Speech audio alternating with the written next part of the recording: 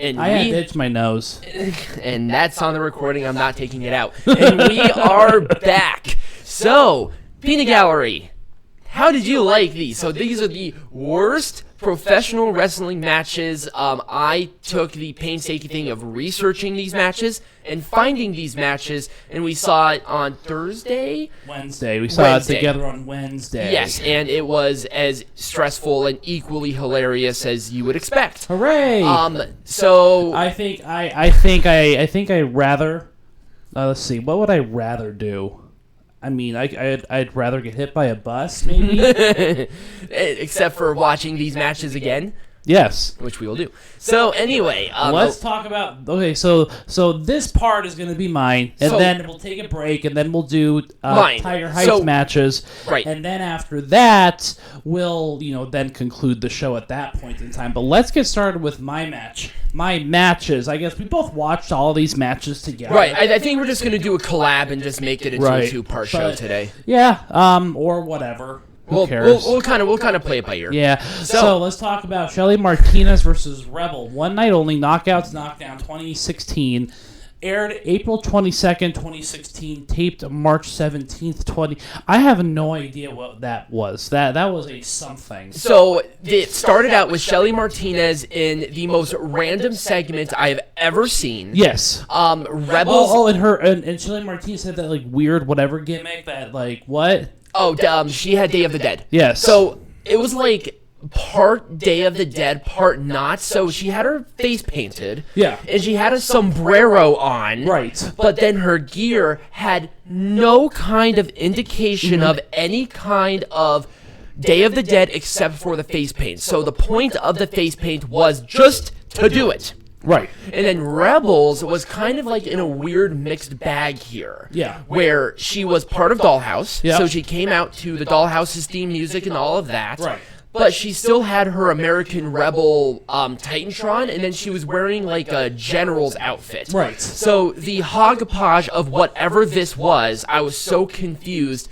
And this match could have been nothing. Right. It was on a one night only. It was in 2016 Impact, so it was 2016 Impact. No one watched. Everyone watched 2020 Impact. But just the absurdity of this match has put it into infamy. I know. So, at first, the match was fine at first. It was not offensive. The crowd was actually kind of into it. Or at least they were attempting to.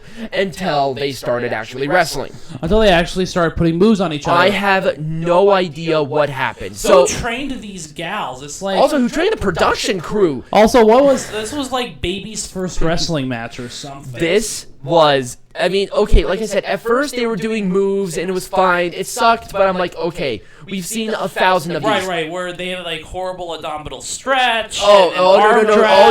So the arm drags, they were doing the crowd thing, whatever, right? And then we get to the abdominal stretch. Number one, the abdominal stretch was the worst thing I've ever seen. I know. It made no sense in the context of it doesn't even hurt. What? Well, no. If you do an abdominal stretch correctly, it does hurt. Right. But they didn't do it correctly. How this happened, it looked like a nothing. Yeah. And then Rebel started to stretch Shelly into a splits. And Shelly Martinez started screaming, "My vag! My vag!" So, and we got demonetized right then and there. Well, anyways, Rebel released it, and I'm not sure if you heard it. Oh, I heard it. But the referee was like, "Are you okay?" Shelly Martinez said, "I said my vag hurts." We get it, and from that point, they just kind of flopped into each other. Can you explain the final crescendo starting with the suicide dive? I have absolutely no idea what happened. So I chose to blot that out of existence. So I do know what they were going for. Yes. So what it was Shelly Martinez was going to do a suicide dive, but Rebel was supposed to kick her. Right. Because Rebel is flexible and she could have done it, right? Right. Nobody was in the correct position. The camera was behind the referee, so you didn't even get to see it. So it looked like Shelly Martinez did the suicide dive, caught herself into the ropes, Oh, slammed. that's right. Now I remember it. Yes. I remember that. She kind of died right as she because she was scared. Right, she wasn't supposed to go out. Rebel was supposed to kick her in the face, Right. and she was supposed to hurt it, and then it was a roll-up pin for the win, which is a whatever ending. She's a heel, great, very unoffensive. But Rebel did not kick her. Shelly just went for the plant finish. Flopped. We didn't get to see it because the referee was in the way and the camera work was atrocious. Then Rebel rolls Shelly Martinez on top of Rebel, folds her up like a burrito, and pins her. Hooray! I'm trying to think of what happened. Okay, it just evolved into the most amazing thing, and Peanut Gallery was he was staring at it, and usually Peanut Gallery doesn't stare at matches, but he's like, what the fuck just happened? I like bad wrestling. He was so If you don't know that about me by now, so Tiger Height wanted to do the best matches. Well, we're going to do that at some point in time. But I'm not interested in the best matches. I want to see crappy wrestling. Well, we're going to do both, so get over it. Okay. I don't know. I don't know when we're gonna do it. Let's move on to the next one. Oh God. Okay. So this. Okay. So let's go through the people first. Dos Caras Jr. Dos Caras Senior. Rayo de Jalisco. Villano. Do you want me to do this? Okay. Villano Iv versus Villano 4 versus Cien Caras, El Canek, and Mascara Años 2000. So let's go through how old these individuals are. Okay, no, this happened November 17th, 2017 at the CMLL Leyendas Mexicanas, which means Mexican Legend Supercard, which they do it before the anniversary. Just to throw it out it was, there. Yep. It's Mexican tradition. They really do respect the older people. But let's go through the ages of these people who are participating in this match at this time. So all of these guys basically started wrestling. I think El Canek started his career in 1973. Anyways, let's go through the ages. Dos Caras Senior at this time was 57 years old. Rayo de Jalisco Jr. was 66 years old. Villano was 52. Cien Caras was 68. El Canek was 65, and Mascara Años 2000 was 59. It looked like a retirement home came in a slap match. So what I love about this is that during the entrance, the moves were not high impact. One of the guys had to be helped down the stairs. No, two of them had to. Mascara Años 2000 and Cien Caras came out together, and they were essentially helping each other. El Canek had this 10-year-old with a mask on, assisting him down the stairs. It looked painful in every way, shape, and form. And, okay, I understand it, but this is, the worst tradition ever, because this match, the crowd was booing. Yeah. The crowd of the Mexicans, these guys are superheroes. Right. They're in movies, they're in comic books, and they're booing them in the ring because they just, everything just looked awful. It looked like a slap match in a retirement home. There were a couple of spots where they would run off the ropes. It looked painful. They could barely run off the ropes. And one guy just kind of fished. He bumped into them, and they both fell on the floor. Right. And it was I don't know even what they were trying to do. They were wrestling in cement. Yeah. So it was slow. It was plodding. And the hits were not real hits, obviously. They can't take bumps like they used to. Right. But God, that match was just terrible. They were doing, there were some of the submissions looked awful. The referee, too, was old. So I know. He was going down to pin people even when they weren't even in the pin. Right. So it just happened. Right. Since this was a traditional Lucha Libre match as well, this was a best 2 out of 3 falls. Oh, I know. It was just terrible. It was poorly executed. I love how I think it was Mascaras and Cien Caras put Villano 4 in a double stump puller. He was off the ground. I'm like, oh my god, you're going to kill him. And also, at this time, every single one of these stars at one point in time had heart attacks. Yes. Too. So, great. Let's just bring them out. And the ending was a disqualification. And I think the younger guys challenged the Cien Caras thing to a 6-man tag at a later date, and we're not going to watch that. But this match was so freaking hilarious because Peanut Gallery was just astounded.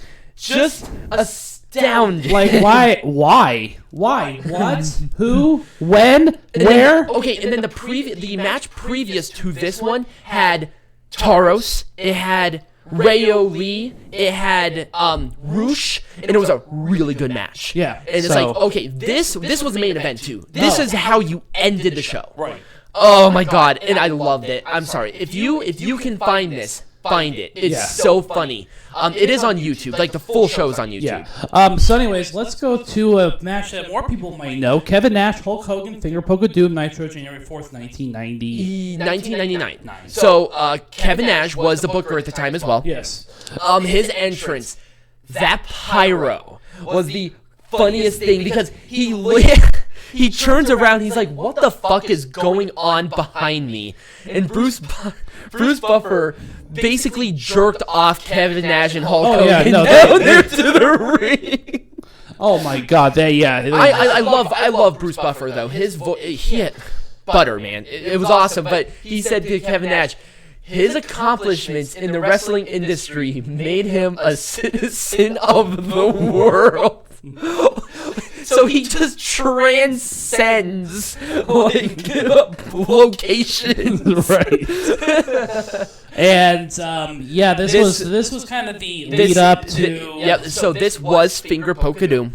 So we all know how the match went. Hulk Hogan poked Kevin Nash. Kevin Nash bumped like he just ate 4 super kicks from the Young Bucks, and Hulk Hogan won. Oh, this was for the WCW champion as well. So, fantastic. And yeah, I think Eric Bischoff got on my damn nerves on commentary. Who was he with? Was he with Tony Schiavone? That was Tony Schiavone. Yes. Yeah, I like how Tony Schiavone said something stinks. Right at the pin, it's like, oh, come on. Oh, and the crowd was pissed. Oh, they were throwing trash in the ring. Yeah. Goldberg was running in. It was just, and they also beat him down. Yeah. So it made him look totally irrelevant. Right. This crowd turned on this entirely. Oh yeah. And that's why it's so infamous, and I loved it. And Peanut Gallery, have you seen this match before? I have. You did. Okay. I think that every clip relating to the rise and fall of WCW has this match in here somewhere. At some point. With commentary, nonetheless. Oh, 100%. Oh wow, we definitely have to put this in 2 parts. So let's end off with the Okay, so this one is going to be amazing. The I love this one. Bushwackers versus Volkoff and Iron Sheik. Heroes of Wrestling, October 10th, 1999. Nikolai Volkoff was fat as fuck, and so was the Iron Sheik. They were like old, like, they had those beer bellies going. Right. The Iron Sheik had a weight belt on, and his gut was like, it was like kind of in, so there was like a little.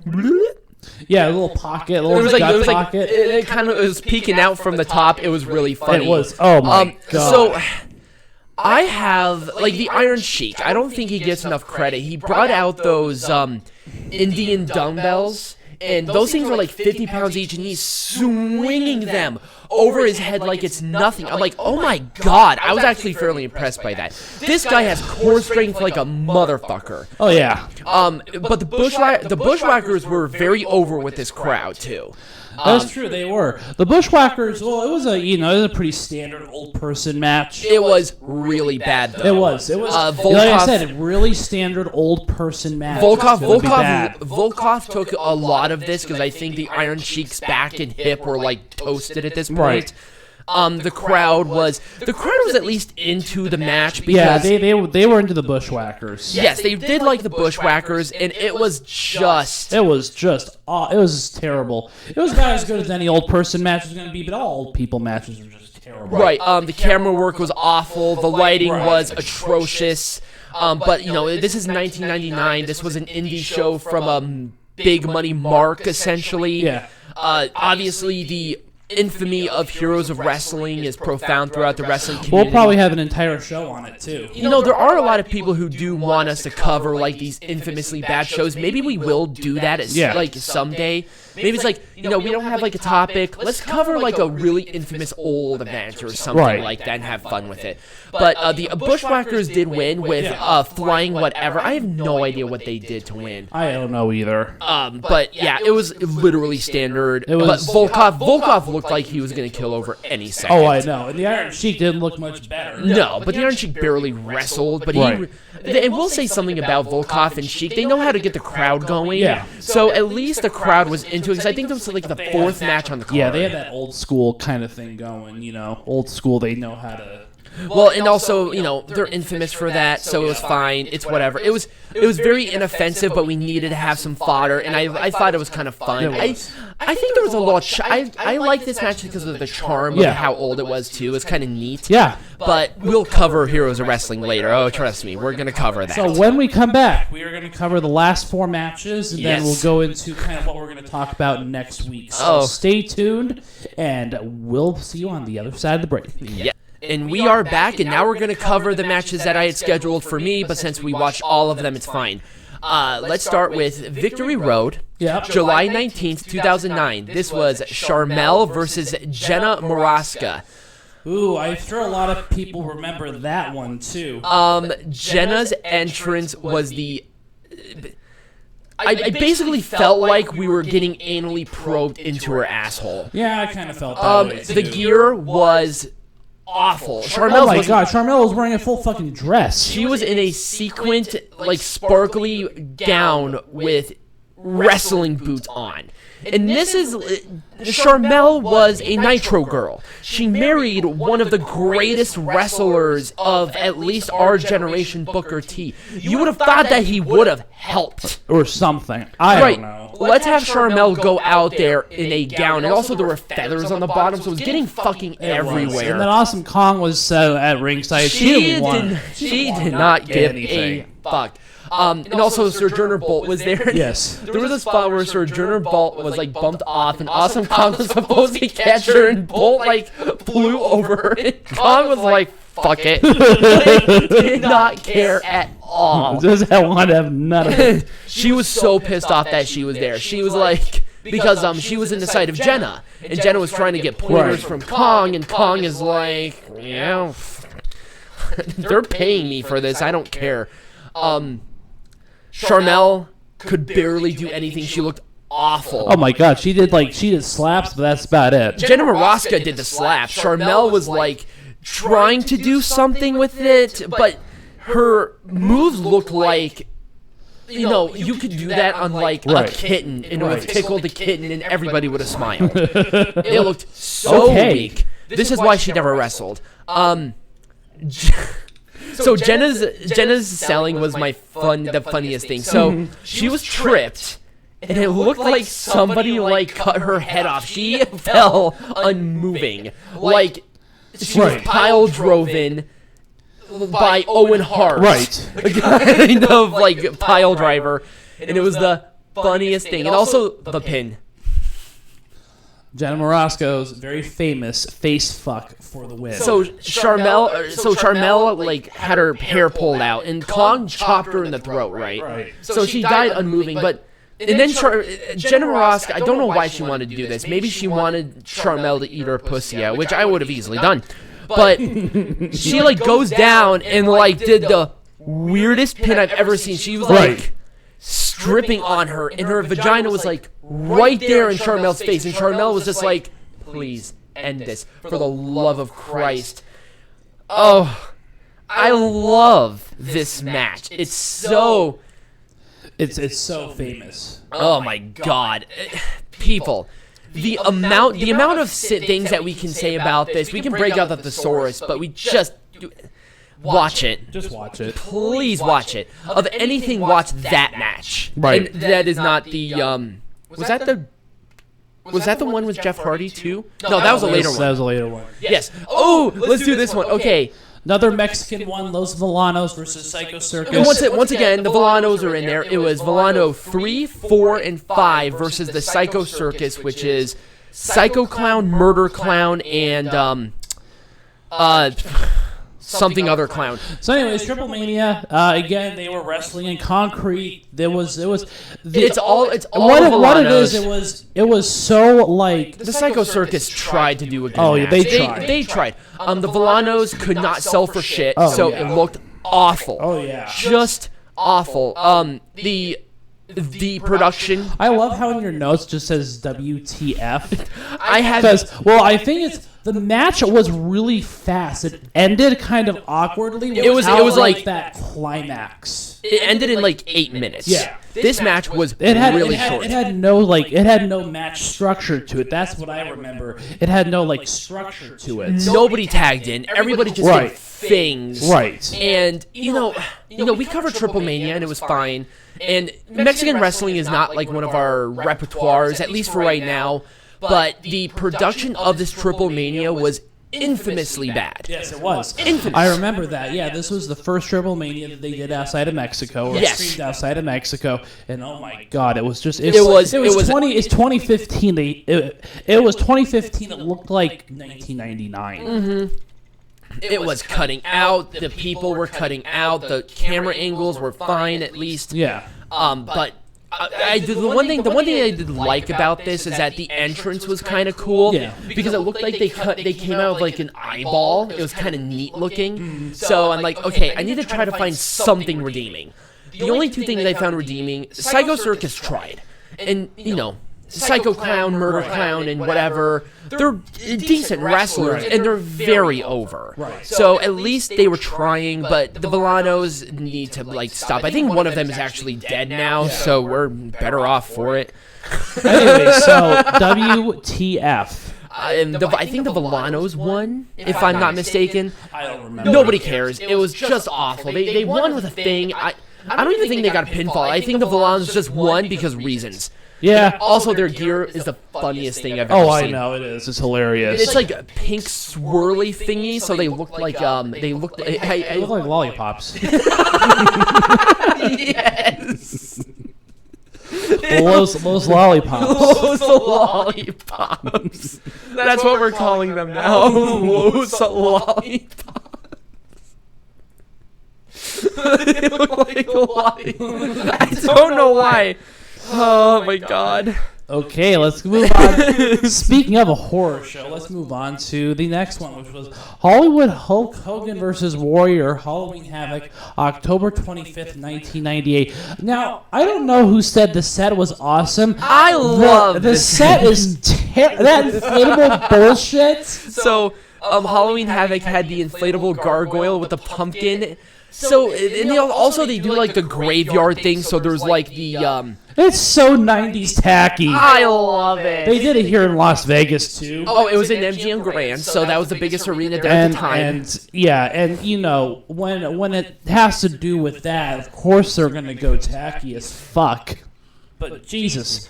They did that with Halloween Havoc for years. I'm glad that's over. Fuck. I love it. If they brought back the inflatable, I know WWE has the inflatable gargoyle somewhere. I would buy it in some warehouse. I would totally buy it and put it in my backyard. 100%. Also, for like Halloween, I would put it in the front yard because I think that'd be a really cool prop for it. Anyways, so let's talk about how horrible the match was. Let's talk about the flash paper fail. So Hulk Hogan brought out. So they usually do like flash paper where they just like magically throw a fireball done correctly, right? So Hulk Hogan, he tried to light it. You could tell he was trying to light it, and then it lit, and it went into his own face. So fantastic. And then the referee, he was like, on the other side of the ring from the Warrior and the referee. The referee comes around and says, "The fuck, put that away." Right. It's like you saw the plastic. It looked awful. It did. There's so much flash paper, too. I know. You don't need that much flash paper. You only need like a couple of flakes, and it like goes up relatively well. And it's like, dude, if you wanted to know how to use flash paper, talk to Jerry Lawler or the original Sheik. They knew how to do it. They did it very well, actually.